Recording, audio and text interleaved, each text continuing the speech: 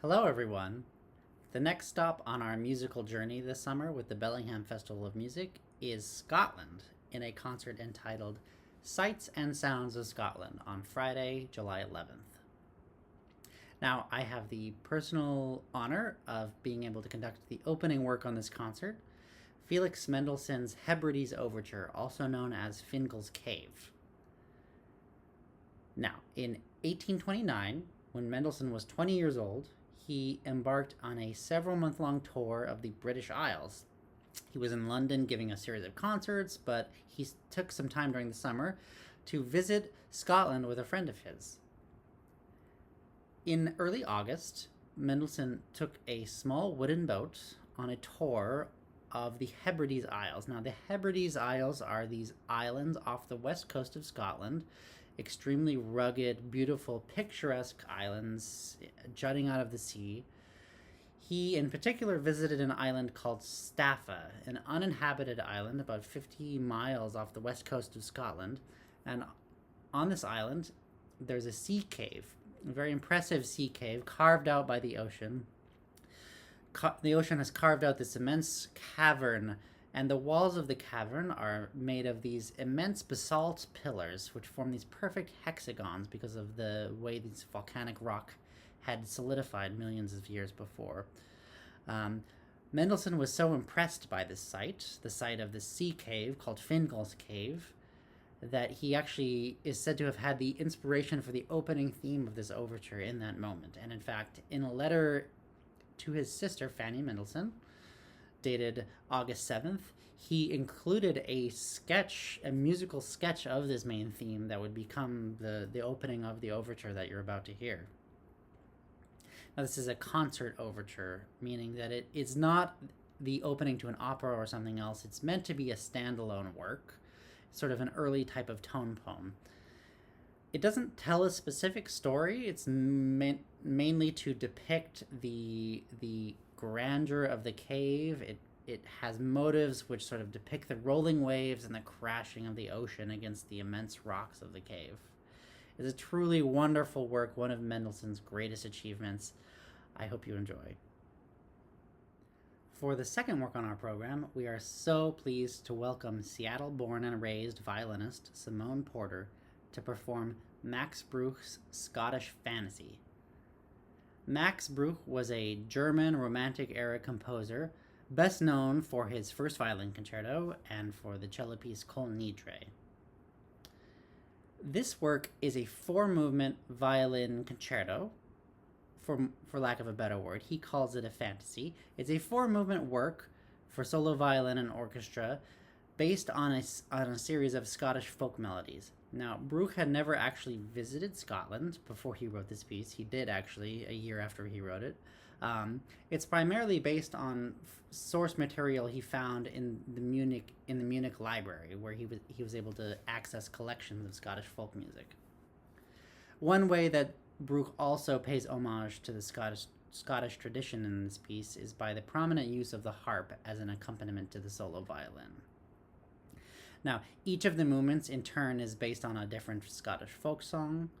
The first movement is based on a tune called Through the Wood Laddie. The second movement is based on a tune called The Dusty Miller. The third movement is I'm a Down for Lack of Johnny. And the fourth movement is Hey Tootie Tatty. This is a brilliant, truly virtuosic work for the violin. It was dedicated to the virtuoso violinist Pablo de Sarasate, and we are so looking forward to hearing Simone Porter perform this work with the Bellingham Festival Orchestra. After the intermission, we'll be playing Mendelssohn's Symphony No. 3 in A minor, known as the Scottish Symphony. Now, it was during Mendelssohn's same trip to Scotland in 1829, when he was 20 years old, the same trip that inspired his Hebrides Overture. Mendelssohn visited Edinburgh, where he visited Holyrood Chapel. Holyrood Chapel is the same place where Mary, Queen of Scots, was coronated. When Mendelssohn visited it, though, it was just a ruin, covered in moss and ivy and grass. The roof had collapsed. Mendelssohn could see clear through to the heavens above.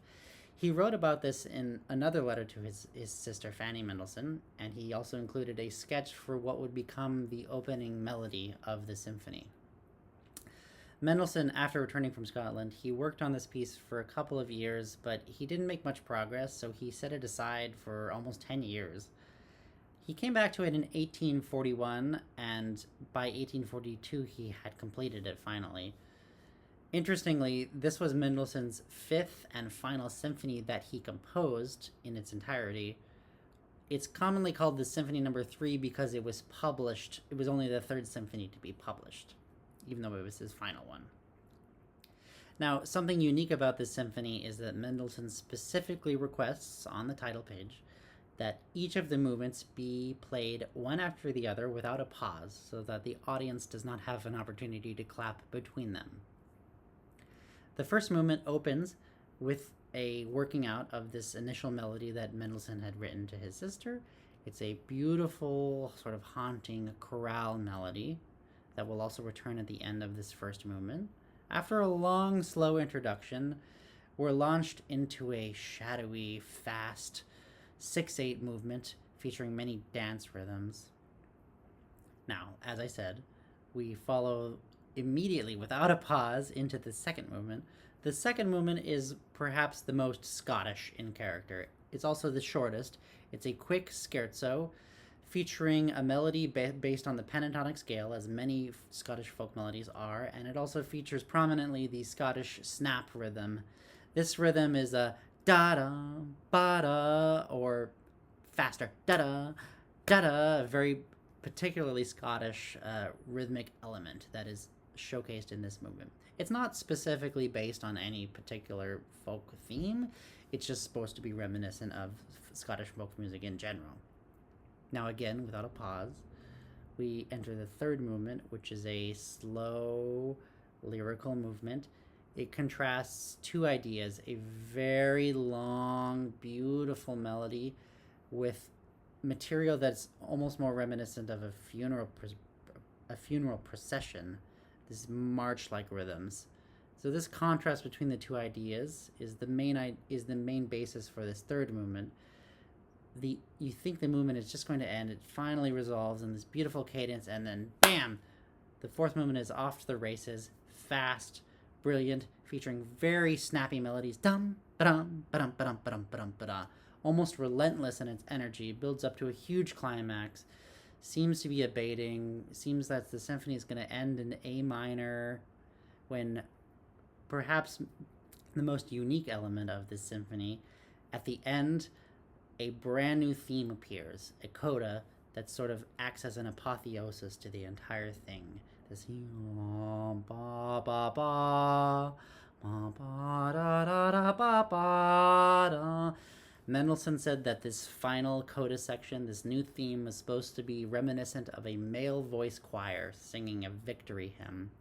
It's a truly poetic and beautiful way to end this unique work. What is it? In fact, Mendelssohn's final symphony, inspired by a trip he took many years before when he was a young man.